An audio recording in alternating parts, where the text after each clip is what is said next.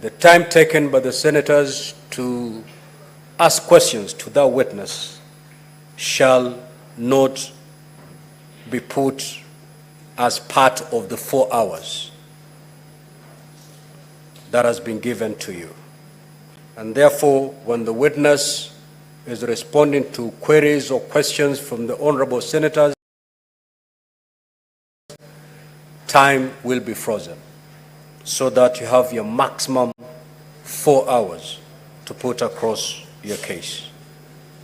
I hope that clarity helps. Therefore, counsel for the County Assembly, the floor is yours. You may now proceed to call your first witness. Thank you very kindly, Honorable Speaker, the members of the Assembly. With your kind permission, allow me to call to the stand our first witness, Zipporah Kenya.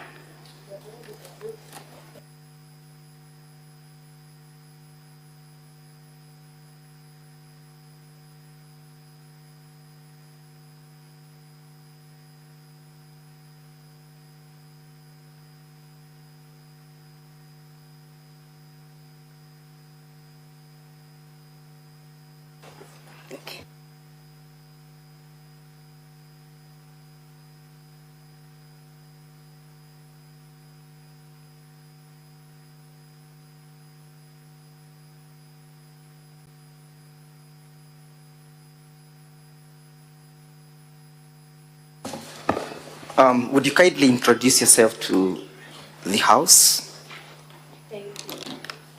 Thank you very much, honorable members.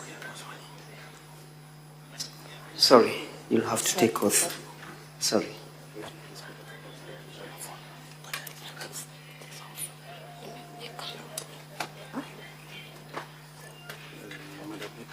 Yes. Which faith do you ascribe to? Christian. I'm a Christian. Will you take an oath or affirm? With the oath you have to lift the Bible. Yes. Okay. Then you hold the Bible on your right hand.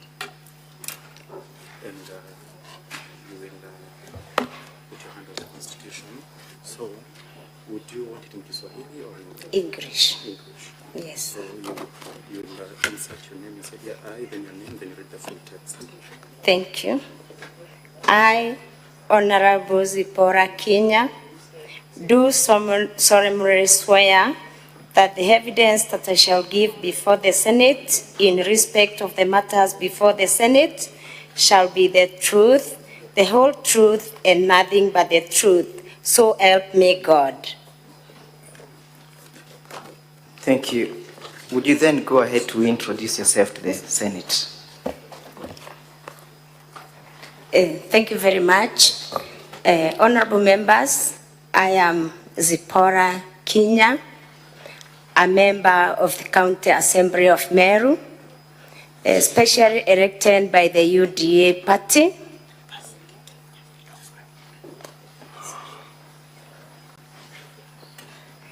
Sorry for that. Specially elected by UDA party. I am the deputy leader of the majority party, and I also represent the 817 women and girls of Meru County in the Assembly. Thank you. In respect to this motion, what was your role? Honorable members, my role in this motion is that I am the mover. I moved this motion in the County Assembly of Meru. I drafted this motion, honorable members, and I felt that there was need to remove the governor of Meru County, Honorable Kawira Mwangaza, from office through impeachment.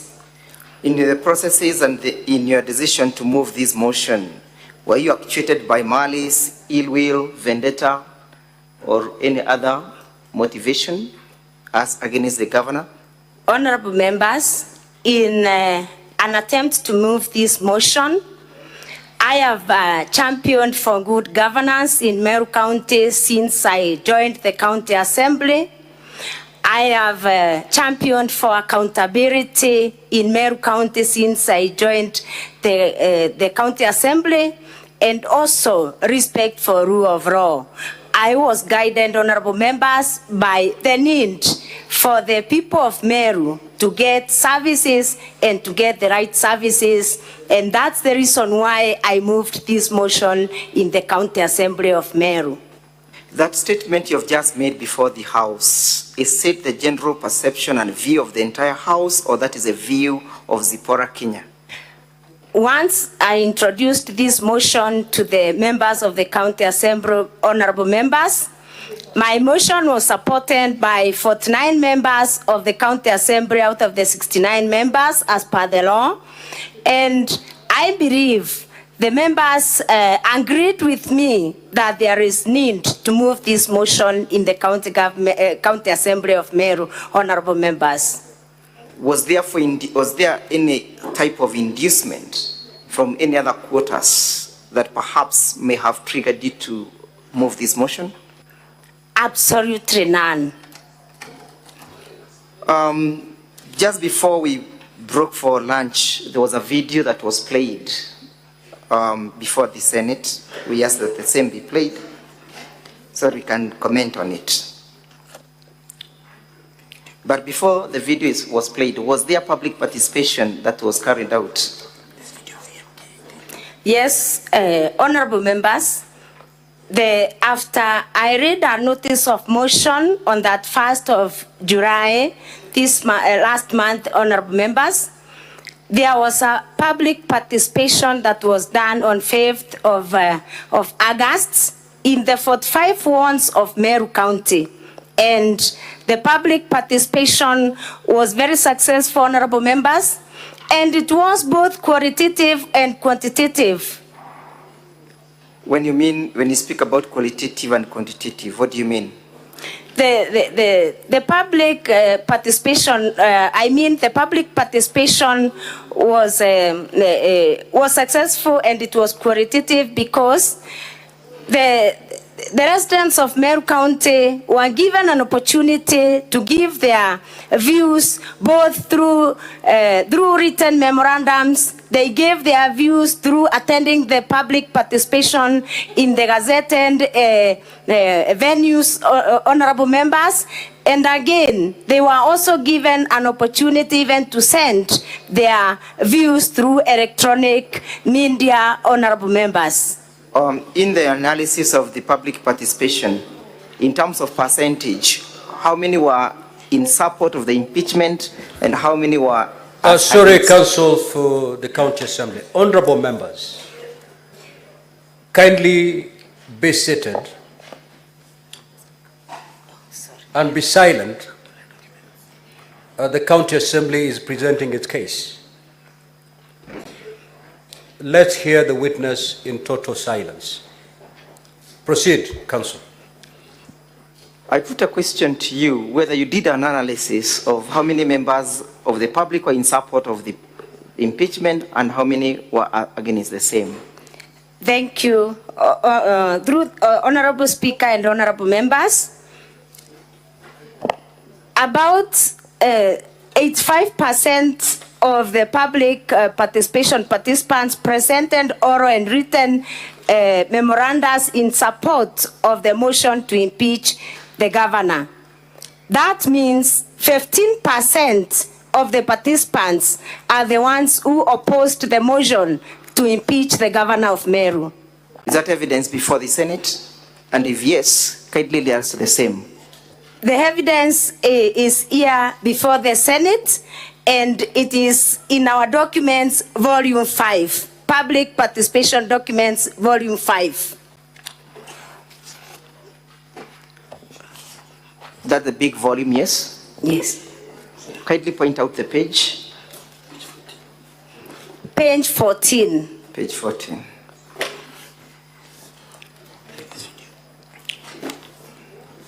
And perhaps before we play the video, when was the motion moved? Honorable Speaker and honorable members, the motion was moved on 8th of August 2024. Were there events that occurred that preceded the debating of the motion? And if yes, would you kindly indicate them? Honorable Speaker and honorable members, before the motion was moved on 8th of August 2024, there were preceding events that preceded the debate of the motion. One of them, notably, the attempted arranging of the county assembly while the members were inside. Honorable Speaker and honorable members. What do you mean when you speak about attempts to lynch? What exactly happened? The senators were not present. They might want to understand the situation. Honorable Speaker and honorable members, there was an attempt to arrange to ban the county assembly of Meru at around 3 a.m. while the members were inside the county assembly. Honorable members.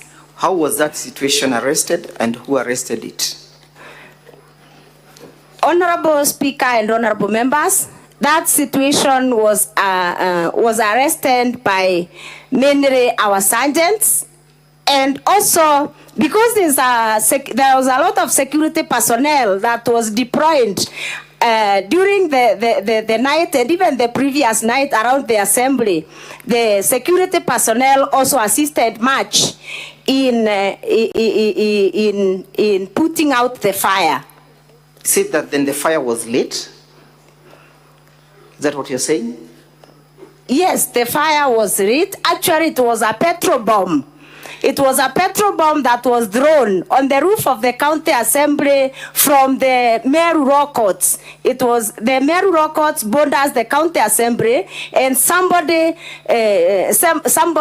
climbing through the roof of the Meru Rockouts threw a petrol bomb on the assembly. And actually, honorable Speaker and honorable members, I was inside. I was unable even to wear my shoes to run out.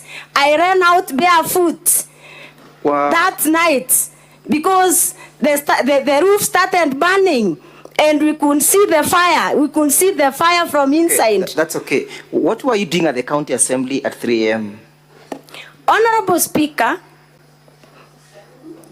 and members, we were in the county assembly because of security reasons. We were in the county assembly at that time because of security reasons. There were so many threats. There were so many threats on our lives, Honorable Speaker. And I would want even to report to this house that even my house, my own home was attempted. There was some fire that was thrown in my own house. So we were in very serious fear that we would not get to the assembly. And even there are some people who are threatened that they would block all the roads such that we don't get to the assembly. Thank you. So do you have evidence of such kind of threats before this assembly? And if yes, would you wish us to play it? The threats were given by some members of the public, and I believe we have some videos. We have some videos that can show that, including a video of attempted arsonists in my home. So we play video 9, and as we prepare to play video 9 in the assembly bundles, whom do you attribute, or why were those threats? Where were they coming from? In summary, In summary, the threats were coming from the supporters of the governor of Meru County. Let's play video 9.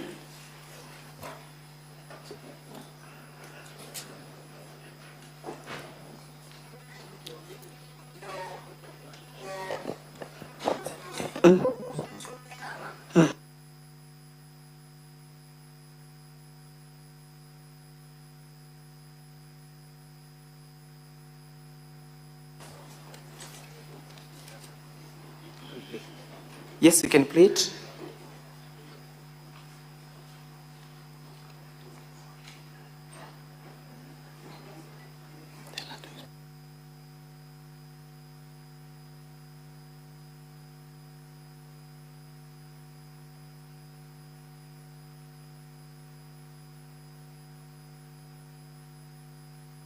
So you can explain to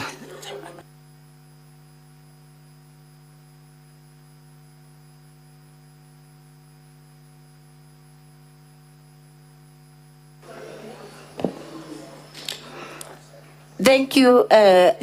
Wait. Okay.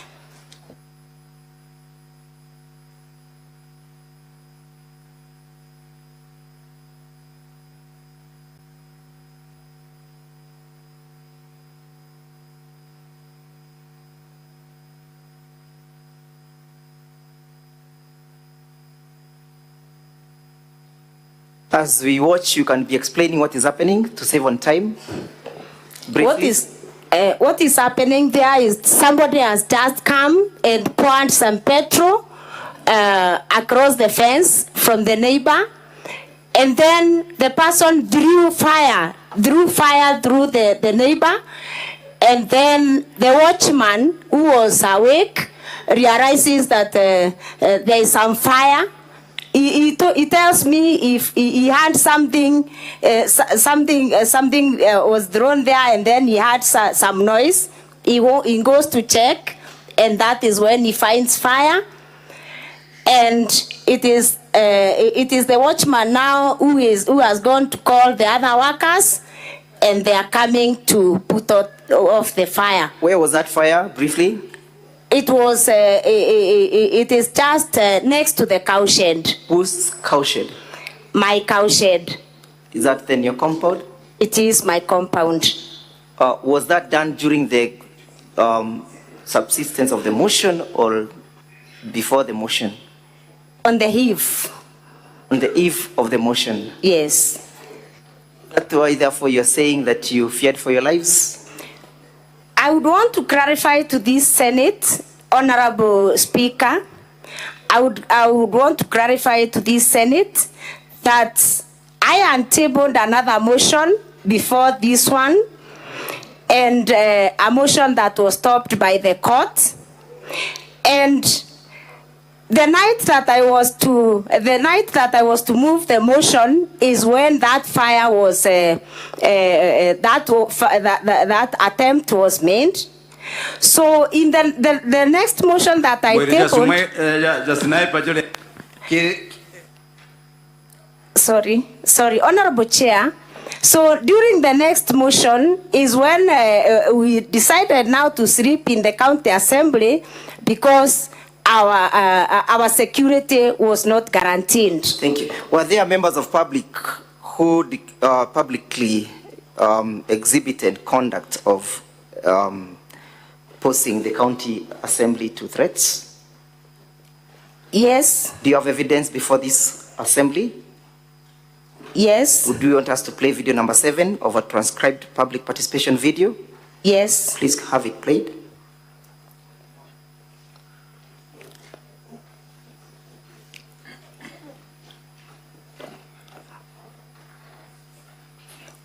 Video 7 of the County Assembly transcribed public participation. No, not that one.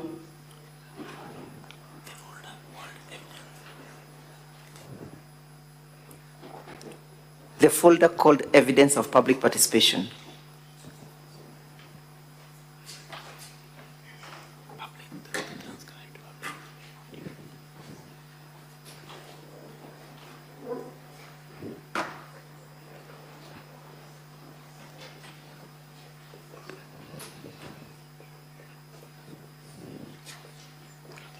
Yes, that one.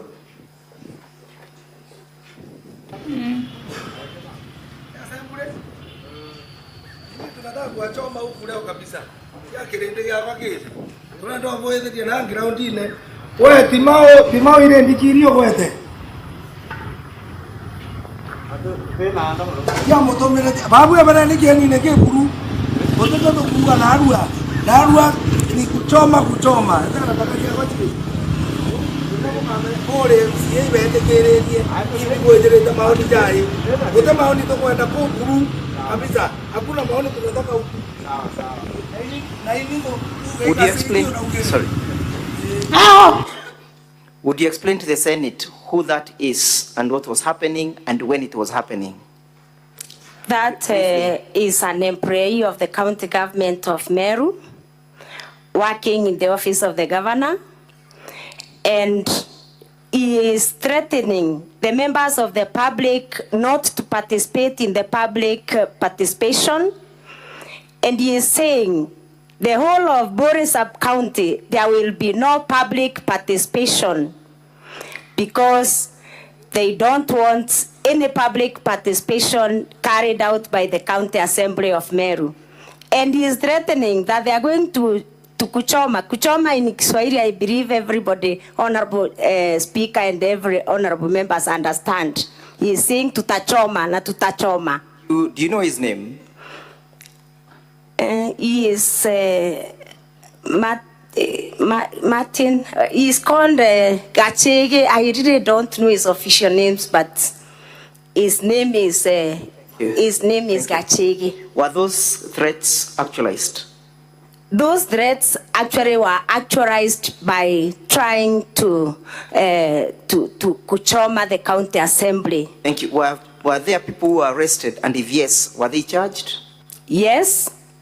About 16 young men were arrested and charged in the Meru Law Courts for the acts. Do you have the evidence of their being charged or a video? Yes, I have a video. Would you wish us to play it? Yes. Would you kindly play video number 10? Under the folder.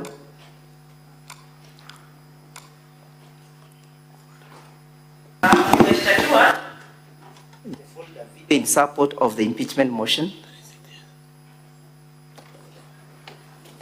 And as we await the video, do you have any charge sheet before this assembly? Yes. Would you lead us to where the evidence is found? The evidence on the charge sheet is found in the County Assembly Documents, Volume 4. Volume 4.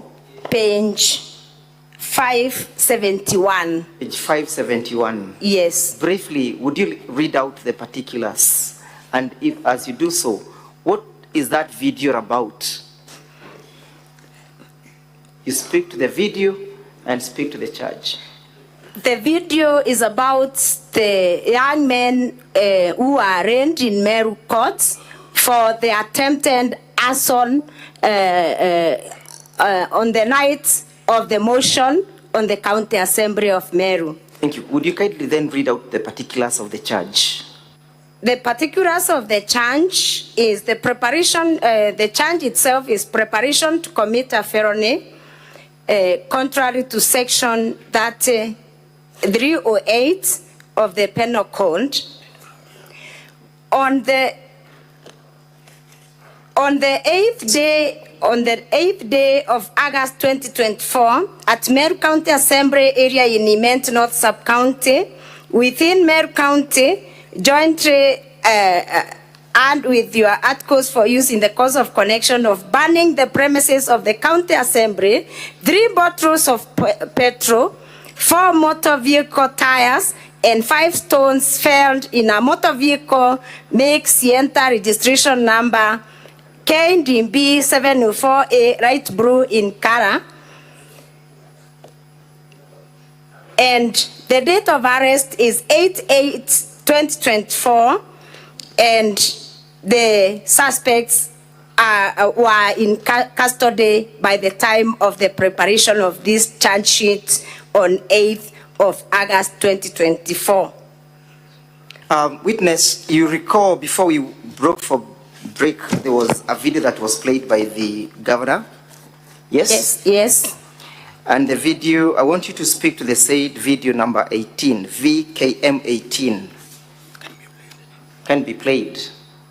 And as await the playing of the same, do you associate yourself you and all the persons you represent this afternoon with the content and the sentiments and the views of that person who spoke?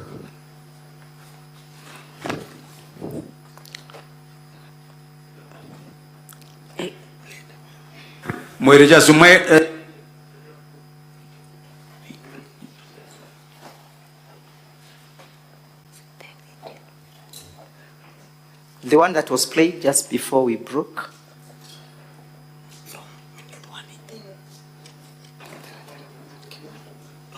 Of shame, that ounce of greed called the Senate. Who is that speaking? Thank you, Honorable Speaker and Honorable Members. That is a political activist from Meru County. Is he a member of the County Assembly of Meru? He is not a member of the County Assembly of Meru. Is he an employee of the County Assembly of Meru? He is not. Evidence was laid that he is Secretary General of the Bas Party, yes? He is not the Secretary General of the Bas Party. Who is the Secretary General? The Secretary General of the Bas Party is Milton Mugambi Manyara. Milton Mugambi Imanyara. Yes. Where do you get that evidence from? I get the evidence from a Gazette notice. A Gazette notice dated 9th May 2024. Gazette notice number 5805 by the Political Parties Act. Yes? Yes. And it was alleged that the association between that video is that there are 20 members of the County Assembly from the said political party who are supporting the motion, yes? You recall? Yes. What is your testimony in that respect? Are all the members of Bas Party supporting the motion? No. Yes? Proceed.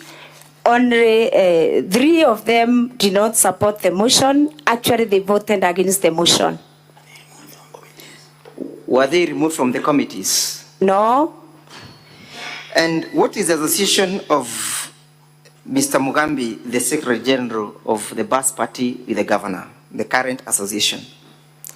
The current Secretary General of the Bas Party has been nominated for appointment as the new legal advisor of the governor Meru County, and his recruitment is in the process. What did you say that he's currently? He has been nominated as the current legal advisor of the governor, and his recruitment is in process in the County Public Service Board. So the governor has a closer association with the said party, correct? Yes. And you, before the proceeding of this motion, did you get any letter from any political party trying to advise you on how to proceed? No. Did you recall receiving the letter from the UDA political party? I did not receive any letter from the UDA political party. I just saw it on social media. Yes, but to whom was it addressed, and what was the content of the letter? It was addressed to High, and it was instructing me to withdraw this motion from the County Assembly, but I never received any. From whom or who was the author of the letter? The UDA Secretary General, Cleophas Marara. So with all those, what motivated you then to bring this motion? I got motivated to bring this motion because when I started, I said it is in pursuit of good governance, it is in pursuit of accountability, it is in pursuit of the people of Meru getting services and getting quality services from the county government of Meru. In the opening remarks by my senior land counsel, Mr. Ongoya, it was alleged that you had promised in advance to bring a motion of this nature, yes? I had not promised to bring a motion of this nature. Yes. I did not promise anyone that I would bring a motion of this nature. So, do you have any evidence that perhaps may be beneficial to the Senate, where perhaps you might have made public remarks in respect to the question of accountability of the governor? Honorable Speaker and honorable members, there is a video that has been circulated since I moved this motion in the county assembly.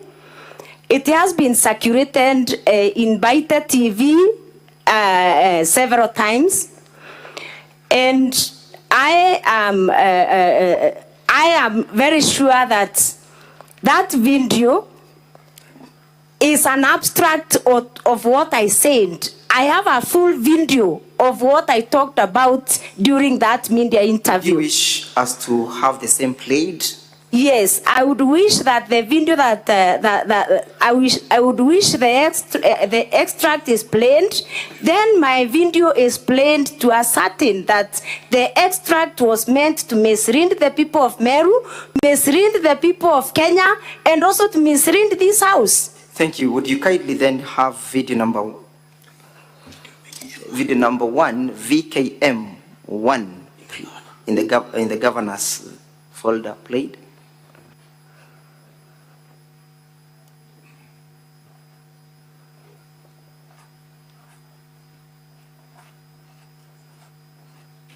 Ndenda kuromba seneti yetu e Kenya bakeyo tucokeria Kawira Mwangaza bamenye Kawira twina maita yangi ya tantatu ja umwinga tukamwinga bachokia tukenga mwanga maita ya ronda ya tantatu jathire kenda tuja kwira Meru we did our best itwagereria. Honorable Senators, I'm sure the majority of you may not understand that language, and I can see the translation is running quite fast. Do I then make an application that will be provided with an interpreter, Honorable Speaker? All the transcripts are clear. Well, unless honorable senators are doubting the English translated I am well version, guided, Your Lord. I'm well guided. Then if they have any difficulties, they will certainly I'm well make their guided. position known. I am well guided. Then let's proceed. Ndenda kuromba seneti yetu e Kenya bakeyo tucokeria Kawira Mwangaza bamenye Kawira twina maita yangi ya tantatu ja umwinga tukamwinga bachokia tukenga mwanga maita ya ronda ya tantatu jathire kenda tuja kwira Meru we did our best itwagereria kwinga seneti igicokaia. Let's play video 2 in our bundle of document videos.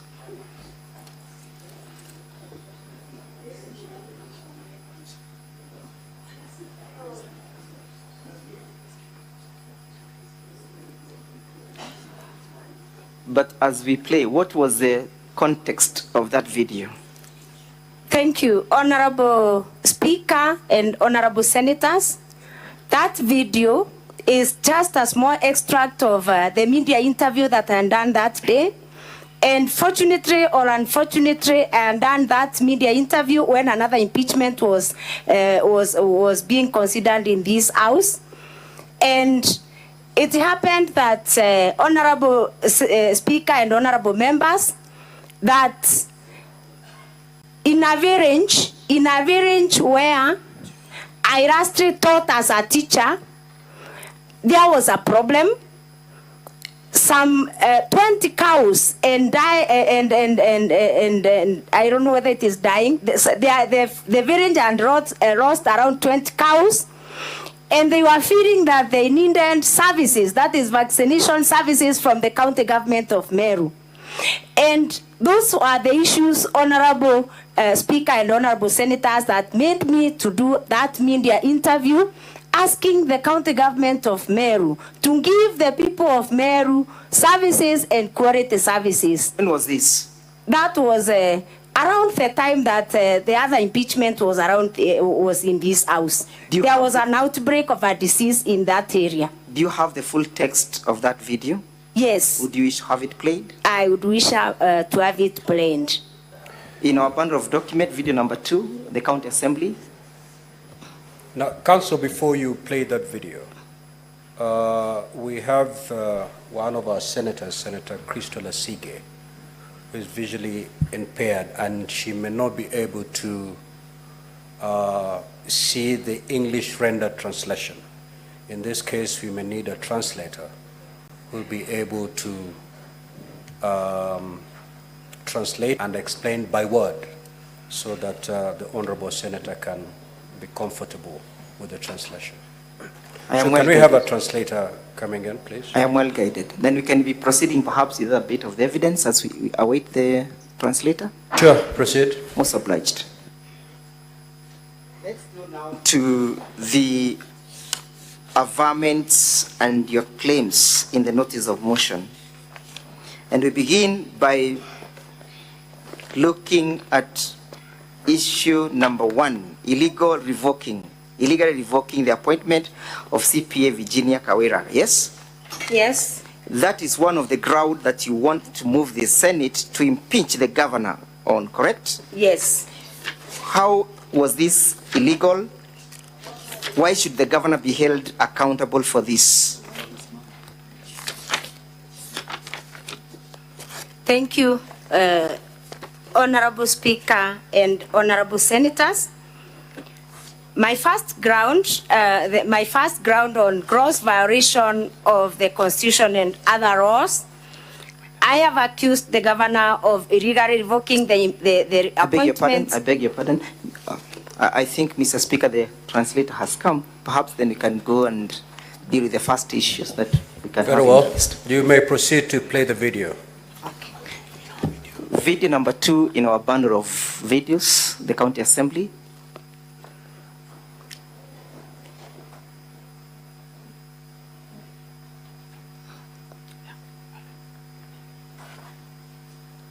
That is a video in support of the impeachment motion. Not that one. Not that one.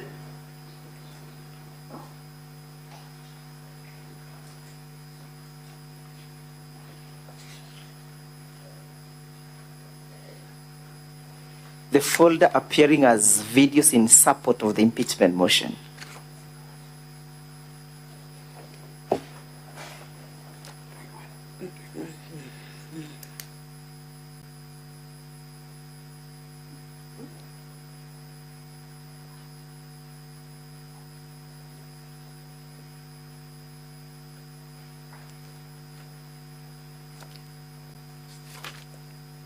na approximately chikwete ngombe 20 anyoko ngombe okwe ngombe kama 20 liters ingiri magana jeri lafuri milioni nya ire chanto boru ko chumbete kura ni migambo ya mwenda mukindi ora ne mukarirido Pandiri yoruko igorora chumirite gutariria sarira bokurukira tarimi bangombe sheriante reu ni kwidra bamwe bari mingombe shaono kachigutotoro ne ontuchite mtinda wa morimo jwa ngozi na ndina rwemsi wa koroto kirebunge ya Meru zipola kinyawijeke. Yes, you can interpret.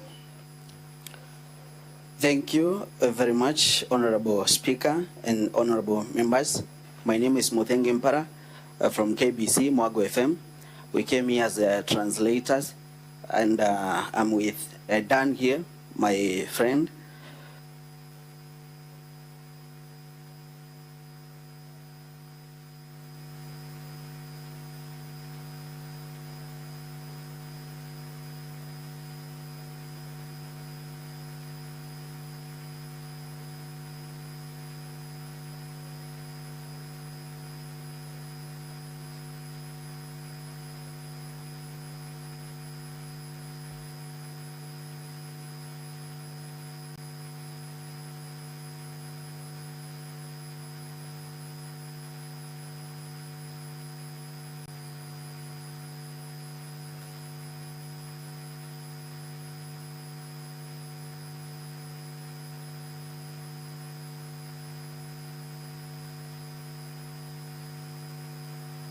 ngombe chikwete na approximately chikwete ngombe 20 anyoko ngombe okwe ngombe kama 20 liters ingiri magana jeri lafure milioni nya ire chanto boru ko chumbete kura ni migambo ya mwenda mukindi ura ne mukaririite wandiri yoruko igoro rarachumirite gutariria sarira bokurukira tarimi bang'ombe sheria ntereu ni kwithira bamwe barimi ng'ombe ciao no kachigutotoro ne ontuchite mtinda wa murimo jwa ngozi na ndina MC wa korotwa kirebunge ya Meru Zipola Kinyawije Keneta ZDK na umirite kwarira kiuntu gike akiona ni akemeneria utongeria bwangaba na Kawira Mwangaza bole akuga ne bodho kugere oditingoge gavana riria agwikira budget ye kweja na ng'ombe akaeja mtu mwe ng'ombe mwe ge sub county agachoka akorerwa igutethia antu baraba ina ng'ombe igakua ng'ombe ikuite ng'ombe 20 na ntiraigwa ng'ombe kinyemwe ikitwe ndene yo area yo ruko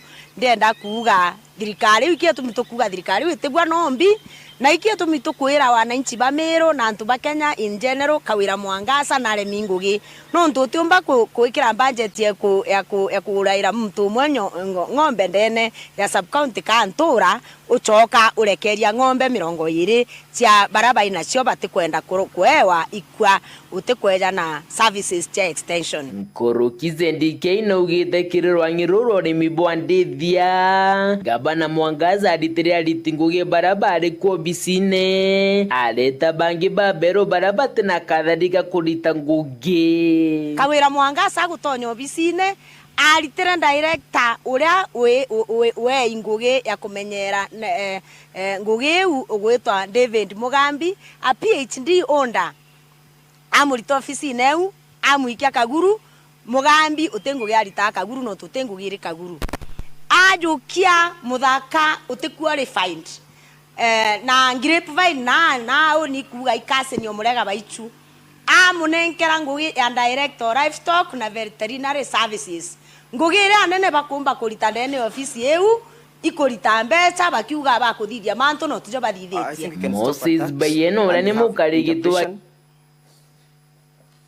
The report continues to say that according to the mover of the motion, she is saying that Kawira Mwangaza has failed the community of Meru now that she is not providing the extension services to the community. That's why the cows are dying.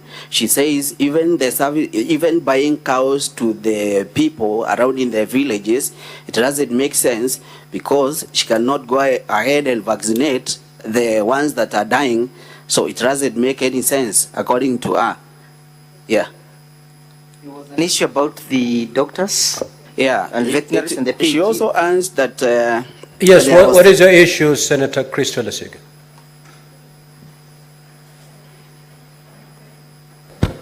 Thank you very much, Speaker.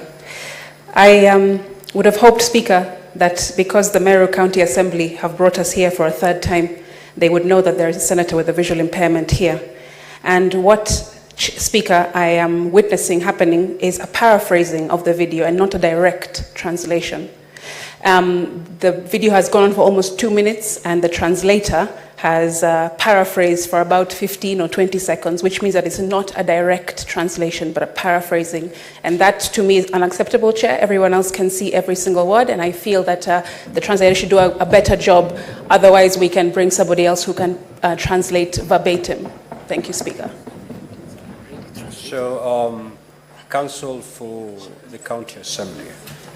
I thought as the video was running, the translator was taking notes. Correct. So that they can be able to translate verbatim.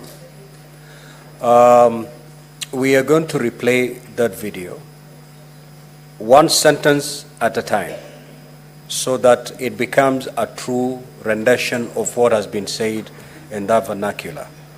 I don't know with the technology that is available, Secretariat, because I've seen the tendency, I've witnessed a tendency where you pause and it disappears altogether. Are we able to, after one sentence, be able to pause, take a translation, and then proceed that way? Or if we do pause, then the video disappears altogether like I've just witnessed? Ng'ombe ichikwete ng'ombe 20 anyoko ng'ombe okwe ng'ombe kama 20 liters ngiri magana jeri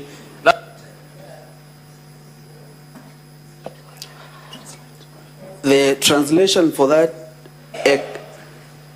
a cow producing 20 liters of milk costs 200,000 Kenya shillings.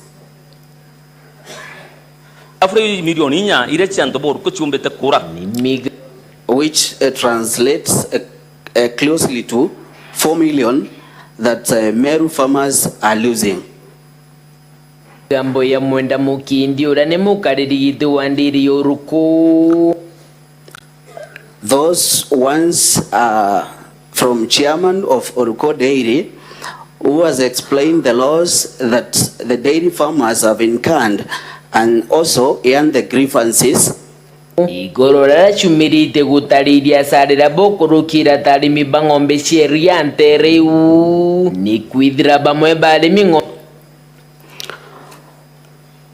Those grievances are from the farmers because many of the farmers there who are dairy farmers are going through a lot of loss.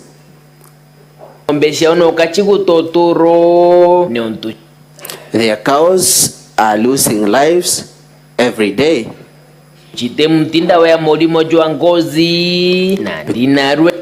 Because there is no vaccination for skin. MC wa Koroto kirebunge ya Meru zipola kinyawije keneta ZDK na umirite kuarira kiuntu gike.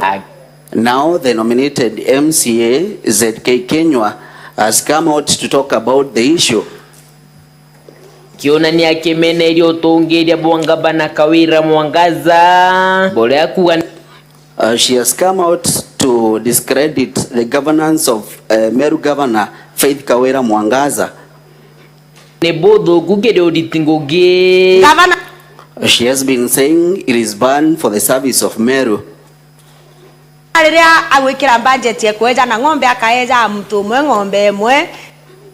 When the governor is giving the services to the community, giving one person one cow, sub-county, agachoka korerwa igutethia antu baraba ina ng'ombe. When governor is giving one cow in every sub-county and she is forgetting the people. Ng'ombe ikuite ng'ombe 20 na ntera igwa ng'ombe kinyemo ikitwe ndene yo area yo Ruko. She has forgot the people who are losing their cows, and there is no a single cow that was taken to Oruko, the villages of Oruko.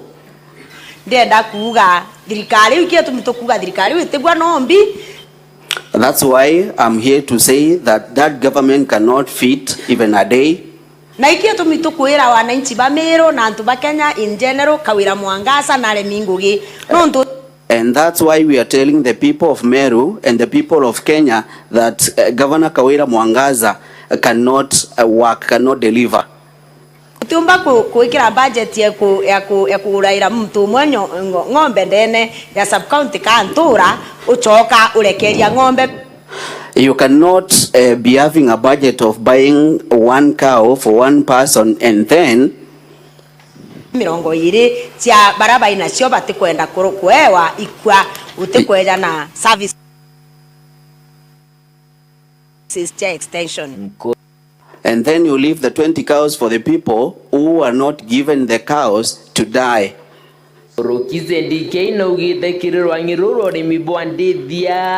Gabana Mwangaza alitiria litinguge barabara kwa bisine. ZDK continues to say that in the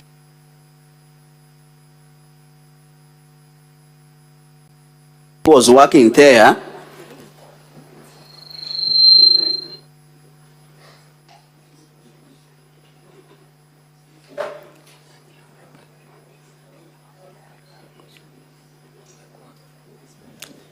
Keep playing the video.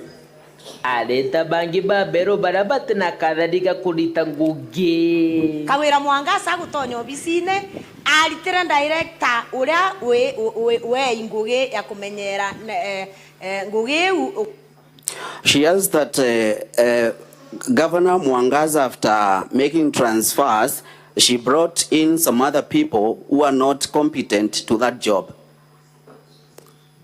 David Mugambi, that is David Onda. That she transferred David Mugambi, who was a PhD holder. Amurito ofisi neu, amuikia Kaguru, Mugambi utengu yarita Kaguru no tutengu giri Kaguru. The personnel was transferred from that ministry and taken to Kaguru. Mugambi doesn't work anymore. Ajukia mudaka utequalified. She allows that the governor took someone, a young man who was not competent. Their story is talking about saying that that person who was brought in is related to Murega Baichu.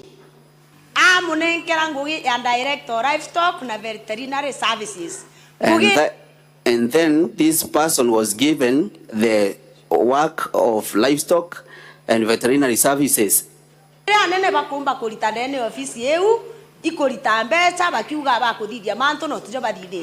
The main job they are doing in that office is giving a lot of money, saying that they are working and there is nothing they are doing. I think we can stop at that. And thank you. So, would you then put context to that video? Thank you, Honorable Speaker and Honorable Members. I have said it was a call. It was a call from the farmers, and those farmers having been having worked with them as a teacher. I worked as a teacher in that village. They expressed their frustrations to me, and actually that is what I was addressing. And Honorable Speaker and Honorable Members, I have mentioned an issue of cows that succumbed to an outbreak of a disease, and when the farmers sought help from the offices, they were not getting any help. And personally, I took an initiative as a person who was very close to those people. I took an initiative. I called the Director Livestock and Veterinary Services, who was my former colleague at the county government. And when I called him, Honorable Speaker and Honorable Members, and asked him why there's an outbreak that has not been attended to, he told me that he was just transferred from the office and taken to Kaguru. I would want this house to note that the director is the substantive director for livestock and development and veterinary services in Meru County, but he was displaced for no good reason. And then the cows are dying in Meru County. And that was my great concern, Honorable Chair. So in that video, at the end, Honorable Chair, that is where I am saying, because the government is not sensitive to the cry of the people of Meru, even if it means taking the governor again and again for impeachment, we shall do it, because we cannot let the people of Meru suffer, because the constitution is very clear that it doesn't matter how many times somebody violates the constitution, the remedies should be sought. Thank you. So that's one of the evidence of the breakdown of delivery of services in Meru County, yes? Yes. Let's go to ground number 1, and Honorable Senators, I'll be referring largely to volume 2 of the bundle of documents when delivering this ground. Exhibits in support of the impeachment. It's a volume that appears in this color. And kindly, Honorable Senators, turn with me to page 1 of the said bundle.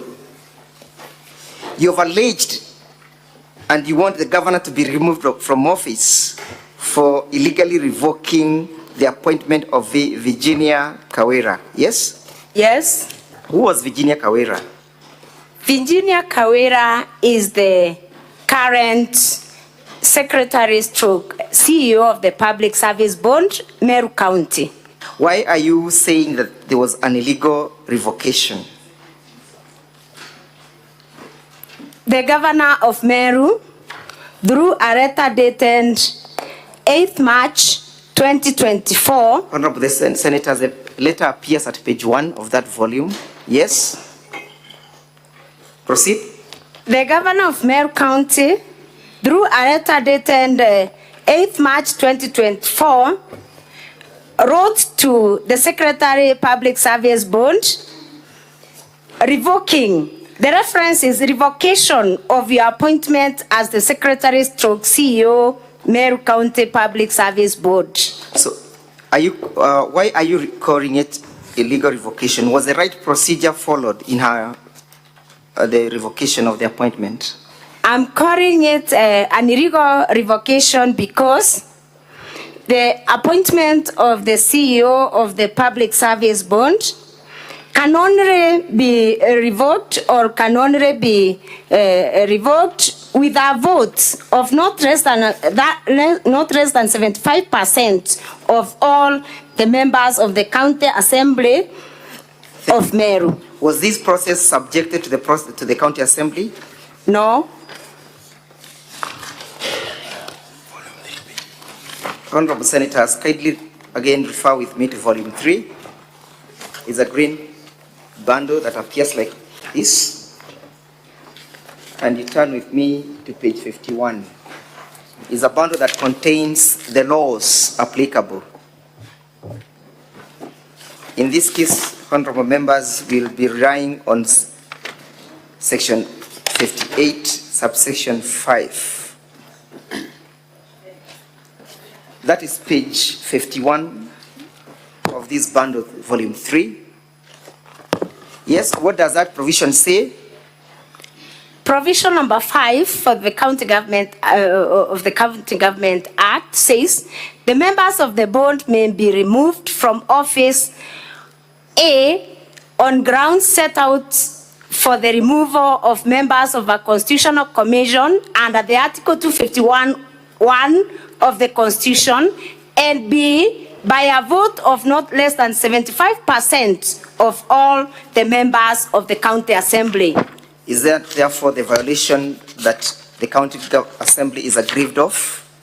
Yes. Was the Constitution under Article 51 followed in our removal? No. 251, Honorable Senators, it's at page 28 of the same bundle. Did Governor Kawira follow the provisions of Article 251 of the Constitution? No. Does that therefore amount to a violation of the Constitution and any other written law? Yes. Were the grounds under Article 51 met? No, they were not met. You have seen the governor's evidence and response indicating that she revoked her pursuant to an advisory by her legal advisor, yes? Yes. Does an advisory by a legal advisor supersede the provisions of the law? No. You have made an application before this Senate this morning to summon the said legal advisor, yes? Yes. Is it your testimony that the documents that we raised in the morning amounts to a forgery? Yes. Have you called a witness to testify to that effect through the summoning by the Senate? Yes.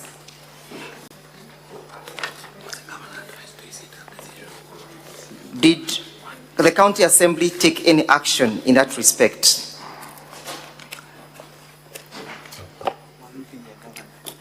The County Assembly has taken the action of changing the governor or putting the governor to task because of this illegal revocation. And I remember we came here again with the same issues. What were the reasons contained in the said letter? What were the reasons for her revocation? The reasons for the revocation are that the secretary or the CEO did not seek the leave of absence through the right process, and again the reasons,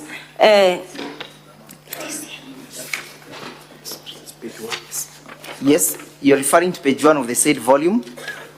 On page 1, sorry, Honorable Chair and Honorable members, I'm sorry for that mishap, but I am noting that the reason for the governor revoking this appointment is found on page 1 of volume 2. In summary, please. In summary, it is said that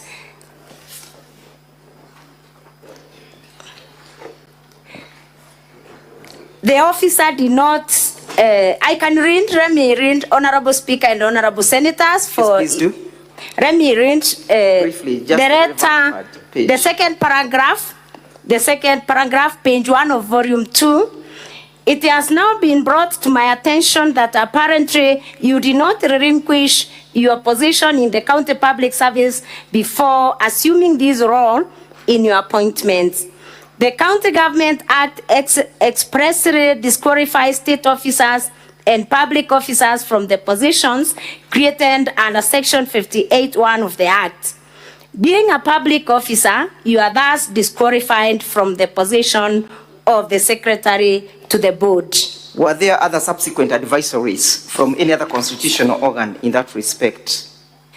Yes. Do you have that evidence before the Senate? And if yes, lead us to the page. Page 2 of volume 2.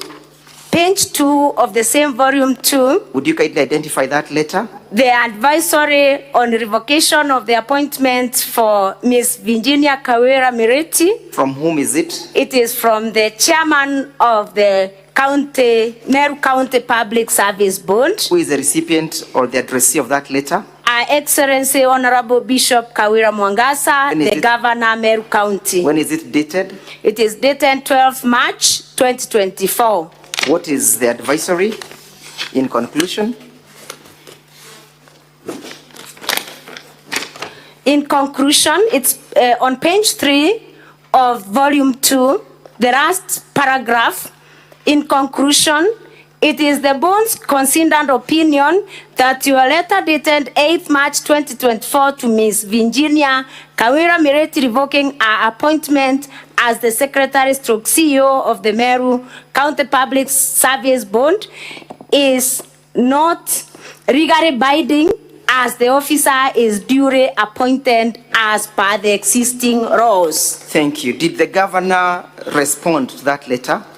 Yes. Do you have evidence before the Senate? And if yes, kindly read us to the same. Page 4. Yes. Of the same document, that is volume 2. Yes. Page 4. The governor writes back. Yes. Writes back. Who is writing back? The governor. Yes. The governor writes back. When is the date of the letter?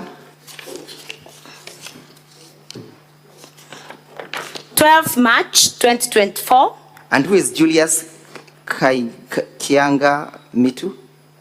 Julius Kainga is the chairman Meru County Public Service Board. Is he the recipient of that letter? Yes. Who is the author of the letter? The author of the letter on page 6 of the same bundle, that is volume 2, is Our Excellency Bishop Kawira Mwangaza, Governor Meru County. Would you kindly read the conclusion? On page 5 of the same volume, the last paragraph, in conclusion, Ms. Virginia Kawira Mireti failed to resign as a public officer before taking the position of the Secretary of the County Public Service Board, despite promising to appointment amount to an irregularity and as such, I have revoked the same to cure and correct this irregularity. Between the governor and the county assembly, who was supposed to make a finding of whether the process was illegal or not? The county assembly. Thank you. Do you have any other advisory in that respect? And if yes, kindly lead us to the page that contains the same. Yes, there was another advisory on the same. From whom? From the Public Service Commission. When is it dated? 16th February 2023. Who is addressed on that letter? The letter is addressed to the then Acting Chief Officer, Public Service and Administration, Department of Legal Affairs, Public Service and Management, County Government of Meru. What is the content of the letter? Advisory on leave of absence for serving county public officers wishing to take contract as county chief officers. What did the commission say in respect to leave of absence? Is a person who is on leave of absence deemed to be holding 2 jobs at the same time? No. Would you kindly read the conclusion to that letter? The conclusion on page 8 of the same document, that is volume 2, reads, please note that care must be taken to ensure that leave of absence is only granted for employees that take up contractual positions that are not within the staff establishment of the county. Leave of absence may be therefore applicable to employees appointed to positions of the county secretary, members of county executive committee, chief officer, personal staff of the governor, and members of the county public service board and the county assembly service board or other contractual appointments in other bodies outside the county public service to which an officer cannot be seconded or transferred. So is it your evidence, therefore, that the said Virginia had qualified for leave of absence? Yes.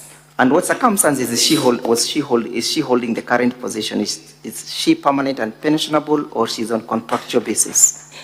Virginia Kawira is on a contract of 6 years as required by the law. Have you lined up her as a witness before this assembly? Yes. And did the governor, you have evidence that the governor never heeded to that advice, yes? Yes. What did she do therein after? The aggrieved person, that is Virginia Kawira Mirit, went to court. Yes. And she is in the office courtesy of a court order. Do you have that evidence before the assembly? And if yes, it is on page 9. Is that a copy of the court order? Yes. And you have the court pleadings before the Senate to prove your case?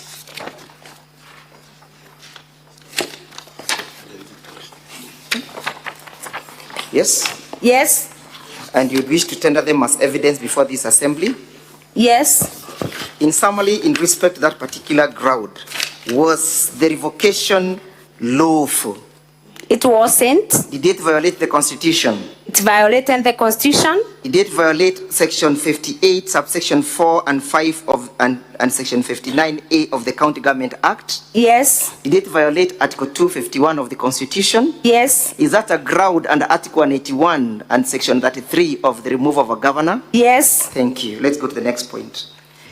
Failing to appoint the chairpersons of Meru County Revenue and Board and Meru Microfinance. But before we go to that, has this revocation appointed the revocation of CPA Virginia Kawira Mwangaza? Kawira affected service delivery in Meru County? Yes. In which way has it affected service delivery? It has affected service delivery in Meru County because the county executive has really, in many times, usurped the powers of the Meru County Public Service Board, and because of that, then the Meru County Public Service is not running well. Thank you. Does this conduct of the governor promote confidence in our office? No. Does it promote good governance? No. Is it a does she exhibit accountability to the people of Meru County? No. Does she respect the sovereignty of the people when she goes on and ignore the performance of the county assembly? Does she uphold the sovereignty of the people as enshrined under Article 1 of the Constitution? No. Does it violate the provisions of Article 73 of the Constitution under the Leadership and Integrity Act? Yes. Thank you. Let's proceed to issue number 2. You say that you must be removed from office, and you crave to this assembly to do so for having failed to appoint the chairpersons of the Meru County Revenue Board, Meru Microfinance Corporation, Meru Youth Service Board, and Meru County Investment and Development Corporations, as required by the law, thus failing to operationalize the said boards, and or illegally appointing the chairperson. Yes? Yes. Why do you want her to be removed from office on that basis? How has she failed to appoint the chairperson of Meru County Revenue Board? The governor has failed to appoint the chairperson of the Meru County Revenue Board because after the expiry of the terms of office of these bonds have had no board chairman, and I believe even the board members, because we have not seen any board member gazetted after the expiry of the other board members. So by not appointing the board members, who are actually the ones who are supposed to supervise and also ensure accountability in these bonds, this means that the bonds have continued, or the secretariats of these bonds have continued to expend public funds without authority. And this is an action that may be subject to abuse. And I believe... Yes. Yes. Proceed. And I believe when there's a bond and it's not constitutionally constituted, it amounts to abuse of office and a violation of the statutes that govern that institution. Who was responsible of appointing these boards, the chairpersons of these boards? The governor. Is there any act of parliament or act of the county government of Meru indicating so or giving her the power to do so? Yes. Yes? Yes. Would you kindly read us to that provision, and is it before the assembly?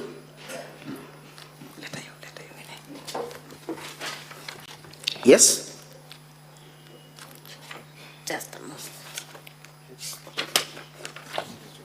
And as you proceed to indicate to us, how has this affected the delivery and the performance of the county government of Meru? I have said it has affected the development and performance of the county government of Meru because in the budget, these bonds are allocated a big amount of money, millions and millions of money, and this is public funds that should be spent prudently, and also the amounts of money should be spent with a lot of accountability and also supervision. And again, these bonds are the ones that approve expenditures for these bodies. The bond is the one that approves expenditures for the bonds. So it means without a bond, there's no approval of expenditures, and then there's no accountability. Can the board secretariat undertake that function in the absence of the chairman? The secretariat have no mandate. They have no mandate from the county laws and the county statutes to undertake any spending without the approval of the board. Kindly lead the Senate to the law that says it's only the governor who can appoint the chairpersons. The Meru County Revenue Act, Section 6, talks about the composition of the board, and Section 6(1)(a) talks about the board shall consist of an executive chairperson appointed by the governor with the approval of the county assembly. Who are the other members? The other members of the board are the chief officer for the time being responsible for finance, C, the chief executive officer who shall be an ex officio member and the secretary to the board, and D, 2 professionals appointed by the executive member through a competitive process in consultation with the governor. And it says not more than 2/3 of the members shall be of the same gender. So according to that provision of the Act, it's only the chairman who is an outsider from the existing systems of the county government, yes? No. It's a member. There are 2 others I've just read, 2 other members. Is that meant to enhance accountability in the boards? It is meant